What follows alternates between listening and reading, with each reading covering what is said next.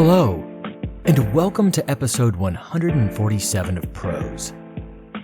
This week, bond in the future over the climatic disasters of the past, and peruse a dating app. While you listen, please consider heading over to prosepodcast.com, our one-stop shop for all things prose. There you can find links to social media, the episodes, a shop for swag, the show's Patreon page, and more. I'll leave it there this week, and just say thanks for listening. And let's go ahead and get to those tales, shall we? This week we have Distant Points and Swipe. Enjoy.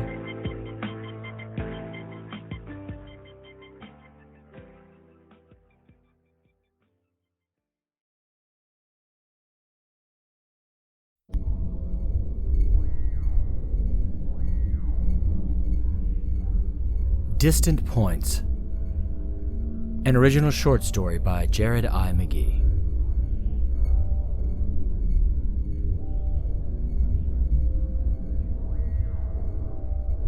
Shayahan McEwen coming to you from Luna, signing on.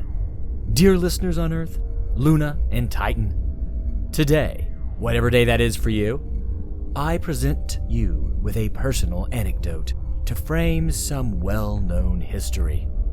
So sit back, relax, and please do enjoy my take on some of our ancestors' plights.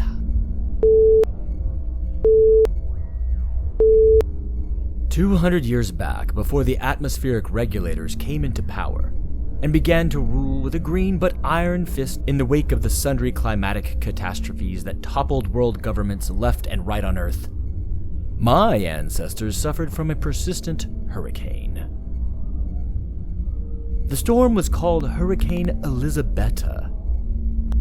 Yes, the storm had a name. The custom back then was to name hurricanes, typhoons, and a number of weather phenomena.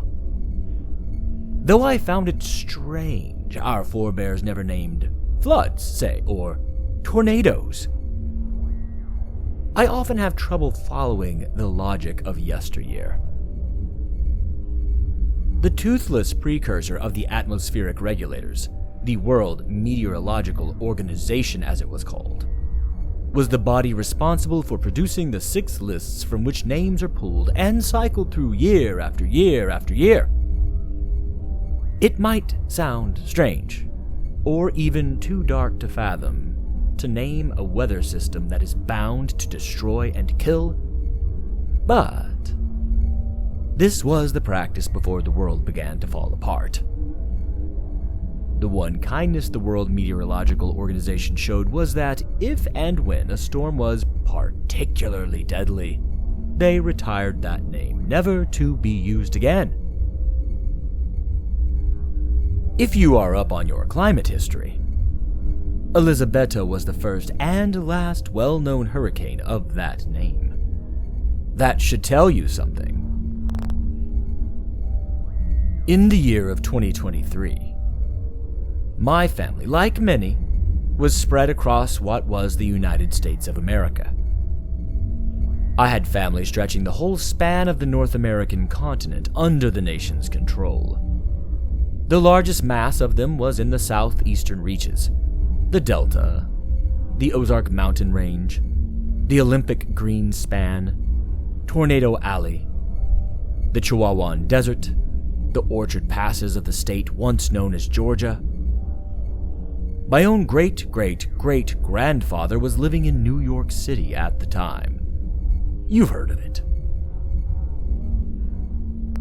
Despite all the differing locales, Elizabetta came in to unify them in grief and danger. It provided a shared experience that would reunite my ancestors, if not literally, most assuredly in spirit and purpose and love. But that isn't nearly as unbelievable as our world's cutesy way of naming storms. This story is common in the historical record, as everyone knows. As the world's resources shrank and the world's horrors grew, family units, even when far-flung, began to see a renaissance of importance. My own ancestors in all those olden states of the US of A had a couple weeks of danger-driven bonding, all thanks to Elisabetta. Now, our datasets drive 98.99% accurate, AI-helmed predictive models and have for a century. Now, the atmospheric regulators and all the technologies at their disposal reroute even the most minor weather events to optimize rain in the Sahara or ensure no hail-tamped crops in Île-de-France. That's now. But then, they only had roughly 75 to 81% accuracy in general weather forecasting. Much worse accuracy with specific weather forecasting and absolutely no atmospheric control systems in place. The technology and knowledge just weren't there. Elisabetta first hit my great-great-great-great-grandfather Harold, great-great-great-great-grandmother Charon, great-great-great-great-uncle Edward, and great-great-great-great-aunt Marie, and so many others all across the south of the contiguous US. Tornado Alley, the Gulf Coast, the Ozarks Range, the Panhandle, the Sun Coast. Elisabetta started in the Gulf of Mexico and sent weather events flooding all across the south. At her largest, her breadth covered almost the entire state of Louisiana, as it was defined at the time. Those ancestors, though waterlogged and stuck in their homes for a week or two afterward, were generally okay.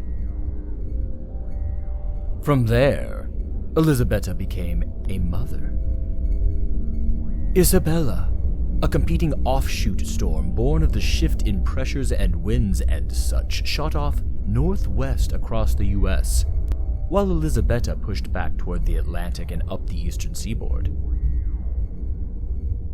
My great-great-great-uncle James McEwen, in the Olympic Green Span in the old state of Washington, saw the death of the younger Isabella. She made her way across the vastness of the continent to die a windswept deluge of a death there on top of the massive green forests and natural sounds and bays of the Pacific.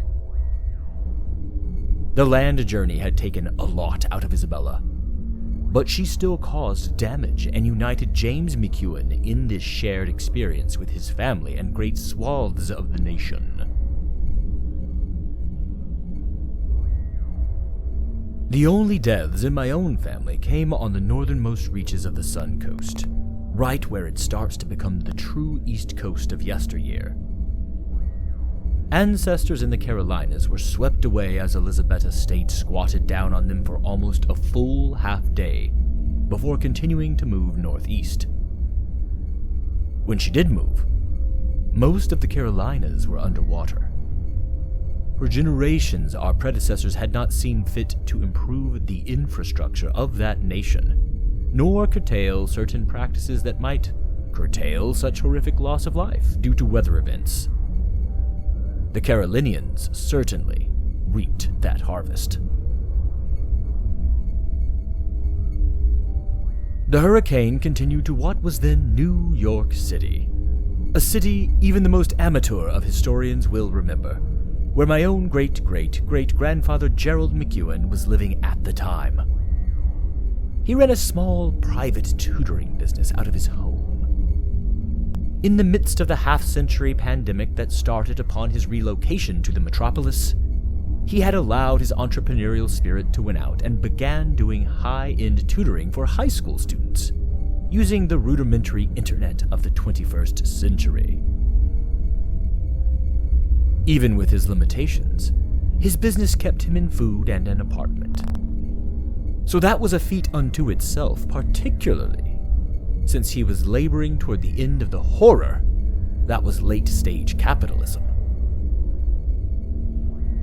He did not, however, make enough money to have an apartment in a new, fancy building, nor could he afford a floor in an apartment where there was no electronic conveyance to the upper floors. That saved his life. New York City saw its worst floods on human record thanks to Elizabetta.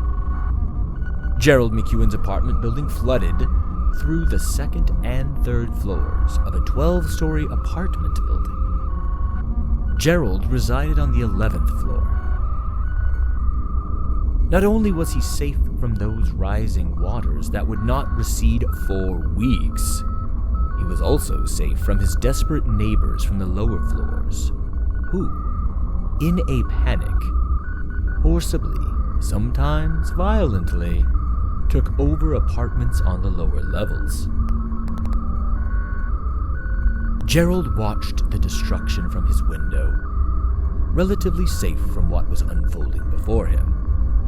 He couldn't know it at the time, but this was, of course, the point that most modern historians say was the beginning of the end for New York City as a financial and cultural center of the world. The storms and the floods would only continue, and our forebears built a great deal of important business on an island. Hindsight is always keener than foresight, but my own modern knowledge just makes it seem reckless to the point of stupidity. I know that is not fair. I do them a disservice, but,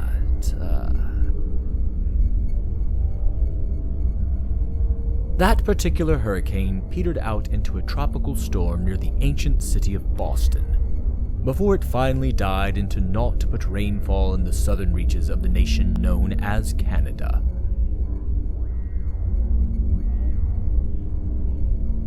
The fallout from Hurricane Elizabetta is well documented, but for me, the most important part of the rather extensive documentation is the personal emails and texts that have been saved over the centuries. I can see my ancestors communicating in real time. I can all but feel their anxiety and fear rising, then falling, then rising anew as the hurricane came and went, and then the food shortages, water scarcity, and other ramifications of the hurricane became apparent. The most touching text message I came across was that of some distant cousin of his to my great-great-great-grandfather Gerald McEwen. She was named Margaret McEwen and was not at all in touch with the family at large and had not been so in decades. She had left her ancestral homes of the bayous of the Delta and near the Gulf Coast for the Chihuahuan Desert. However, as she saw the hurricane-turned hurricanes ravage all of the United States, Margaret got nervous. When she saw the desperate situation going on in New York City, she reached out to Gerald in specific. So, please, sit back and listen to this AI-derived telling of Margaret's text to Gerald.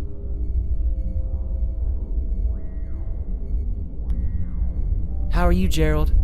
Are you safe?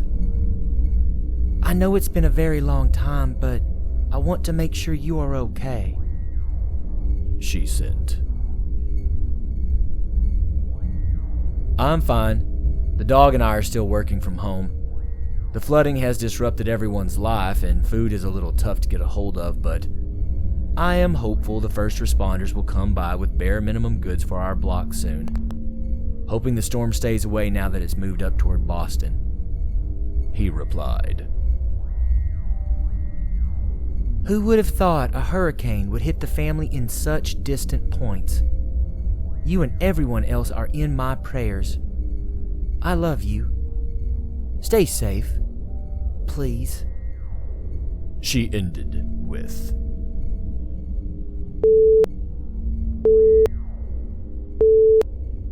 That ends the retelling, my friends. And that small exchange of text messages to me, dear listeners, is so very powerful. Yes, because it is my family speaking out about the state of the world from centuries ago, but also because it speaks to all of us who have spread out across the solar system, who have tossed out old systems of politics and economics in hopes of sustaining human life after millennia of what can only be called gross mismanagement. We have leapt out to distant points, as Margaret framed it, but we are connected, and it is that connection that makes us strong, that makes us human. I hope you have enjoyed this broadcast with a personal flair, so unlike my usual broadcasts. Tomorrow, the show will get back to the usual unembellished news, so worry not. Again, to quote Margaret, I love you, stay safe. Your beloved Shy McEwen coming to you from Luna, signing out.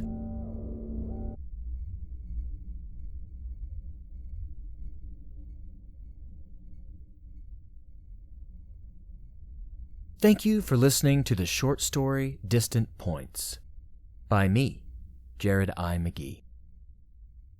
Please stick around for our next short story this week, Swipe.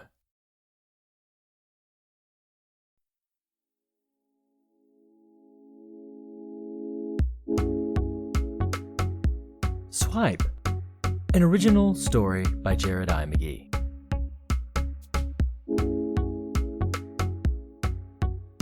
Valerie, 27. It's Val-R-E, not Val-or-E. What the fuck, y'all? Here's my Snapchat. My messages are literally overflowing on here. So message me there so we can actually talk, okay? Anyway, what's up? Just a pretty face with expensive tastes here. You'll have to pay for me. LOL. If you want me to actually respond, don't just say hey. Do you know how boring that is? You have to impress me. Make me remember you aside from all these other hundreds of guys. I'm all for guys who can make me laugh, and if you have a dog, we can be friends. Not with you, but your dog, of course. LOL. Huge pothead, 420 friendly.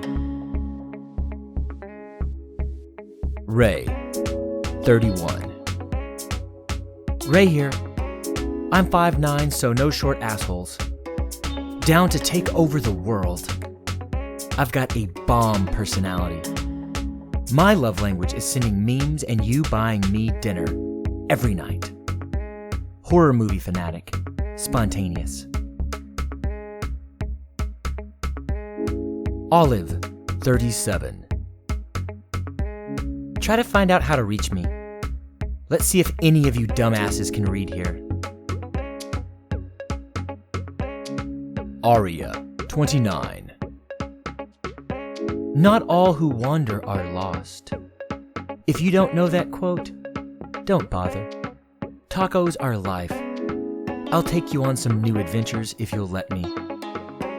Please be over 6 feet tall. Paulina, 35. I'm Ty. I know it's crazy, but I love quirky people. People say I'm funny, but I don't think so. I don't want to be the funny girl. I want to be hot. I don't want to be the smart girl. I want to be sexy. Thank you. Alice, 33. The Rona didn't take me out, but you still can. You are paying, of course. Lana, 34. West Coast hot shit. Undomesticated honey. I'm not yours, but you are mine. That's how this works. Russian lit, green tea mochi, Spike Lee, steaks, Pisces/Aries. I am 100% against having brunch. Love motorcycles and the men that ride them. If you are looking for rager parties and acting out like that, I am not your girl. Please be tall. Over 6'2" is a must. Dana, 25. I am in love with nature, especially animals. Self-development is my focus. In men, I value care, determination, honesty, and generosity. A good sense of humor is always a big plus. Must be financially secure. More interested in those that own property. Raven, 29. Yes, I'm hot. Thanks for telling me. You need to be 6'1" or taller, make 200,000, and not be a bitch. Men don't cry at movies. Shoot your shot. Try to take me out. Destiny, 37. I love to model, travel to new places, try new foods at fancy restaurants, shop, and buy new things. I'm open to meeting new people. Message me, you shouldn't be afraid. But I do come with an expensive price tag. Not going to compromise my lifestyle. Taylor, 28. Not sure what I'm doing on here. I certainly don't need the help. Anyway, I love my dog, working out, food, wine, and music. I'm fit and you should be too. I model part-time. Get over it. Show me your abs. Alex, 30. If you're not from New York City, don't even bother. The rest of this country is trash.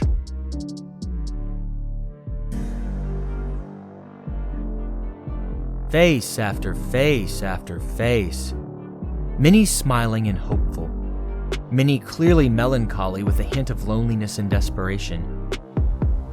Even more arrogant, staged, counterfeit, putting on airs that can't possibly be true when one does the math. Scuba trip on Monday, hiking a mountain on Tuesday, Michelin 5-star restaurant 12-course meal on Wednesday, exclusive nightclub on Thursday, movie premiere on Friday, quick jaunt to Kits for the weekend. The timing and finances for a purported self-employed model/influencer just don't seem to add up. With one small gesture on an aluminosilicate glass screen, and Valerie, Ray, and Olive all die in your reality. Pressing warm epithelial cells against aluminum, silicon, and oxygen hardened and fashioned into science fiction turned reality, and Aria, Paulina, and Alice have a flare sent up.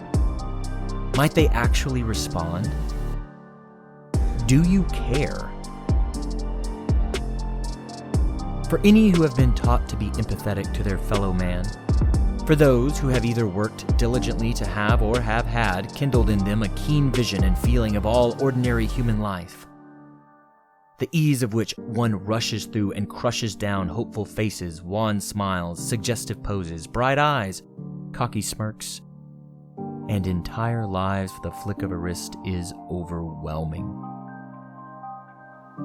Those cultivated hearts and minds might not be able to hear the grass grow or the squirrel's heartbeat, but they are still in grave danger of dying of that roar which lies on the other side of silence. Or maybe more realistically, dying from heartbreak, loneliness, or by their own hand through extremes of such feelings. As Eliot continued, though, the vast majority of us, as she put it, quickest of us walk about well wadded with stupidity. The majority is shielded from the grass growing and the squirrel's heartbeat. They are immune to the rushing through and crushing down of hopeful faces, wan smiles, suggestive poses, bright eyes, cocky smirks, and entire lives. They are ignorant to just how hollow and meaningless their own interactions are. Valerie, Ray, Olive, Aria, Paulina, Alice, Lana, Dana, Raven, Destiny, Taylor, and Alex seem well suited to avoid all those dangers that lie on the other side of silence. Their worlds are loud and frenetic. Every waking moment is filled with an activity, like a kindergarten classroom. Their attentions are kept engaged all day, every day. To be left alone with oneself or one's thoughts well, that endangers one's resistance to harsh realities that define human existence. Constant movement inoculates the masses against self-reflection, self-doubt, self-consideration, and so much more. Swipe left, swipe left, swipe left, swipe left, swipe right. Swipe left, swipe left, swipe left, swipe left. The human experience. Condensed. Nadine, 32. I have a lot of social anxiety, so that's why I'm on here. It's easier for me to interact. My daughter means the world to me. She is part of the package deal. You will always come second. I prefer it if you do not have children. Billy, 27. Well, the first thing you should know about me is that I love traveling. I'm a free soul and I don't belong in or to one place. Besides that, I'm a Virgo, and that is very important to me. Organized, practical, focused, and loyal, if you earn it. But you must be wondering about the free soul part, right? Well, this comes from my rising sign, Sagittarius. If you do not look to the stars for your life's path, do not contact me.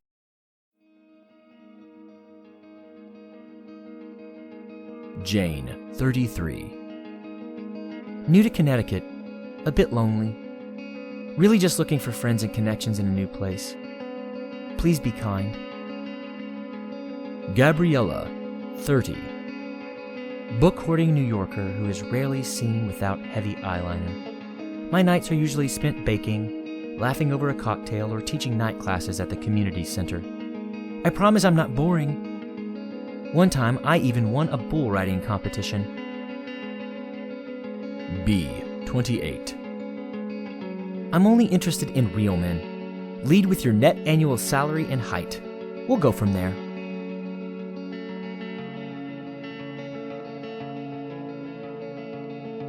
Humanity, 300,000. Struggling. Lonely.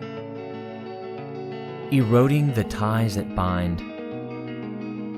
Interested in defying expectations and overcoming limitations, but rather good at self-destruction and obstruction.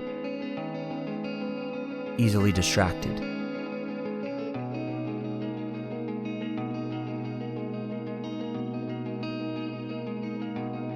Thank you for listening to Swipe, an original short story by me, Jared I. McGee.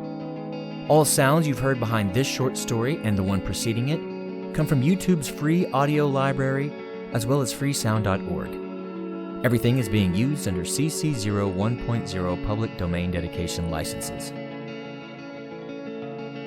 And that does it for prose.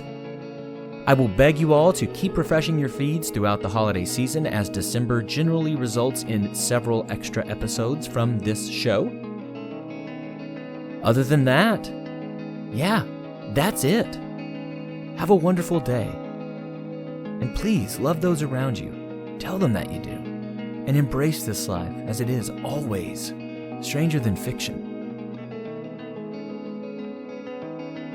Thank you so much for listening.